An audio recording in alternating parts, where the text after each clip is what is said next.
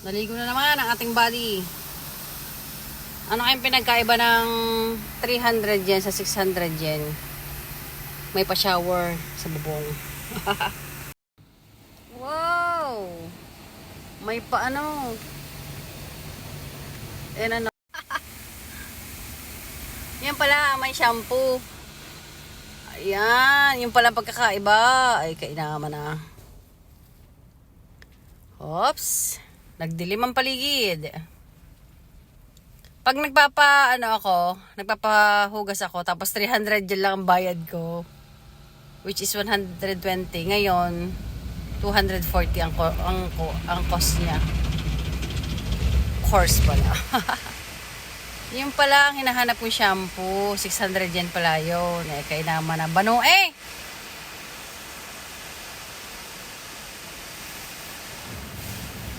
Yung pala ang pagkakaiba.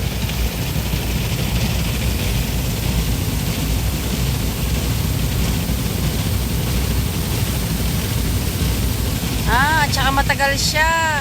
Matagal siya maglinis.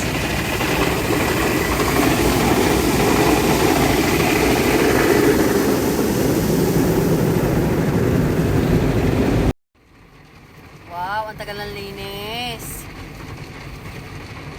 Shout out kay Tita Christine. Ang iyong una na binigay pa dun sa dalawa nung umuwi kami Pilipinas, nandiyan pa. Yung panleeg ba? Hello, Tita Christine. Wow, nakikita ako. Buhay pa yan, oh. Ilang taon na yan? 8 years na. Hello, patatlo ang linis na. Aba, baka ari maging diamond na. Yung palang pagkakaiba pag 300 yen. Kasi pag 300 yen, parang isang beses lang o dalawang beses lang siyang babalik. Ito, pangatlong beses na to. Yung pala yun. Ay, Diyos ko po, Panginoon. Tapos na. Binablow dry na. Dinadryer na. Siyo. Ayan.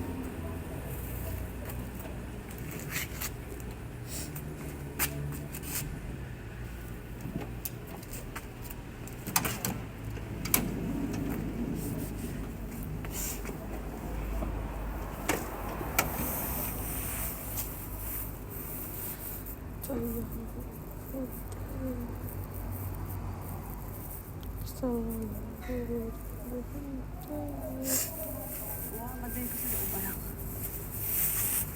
Okay na. 보세요. Hmm? 이 맛이 Ay, masyo. Ewan ko rin na ni mata. Dense.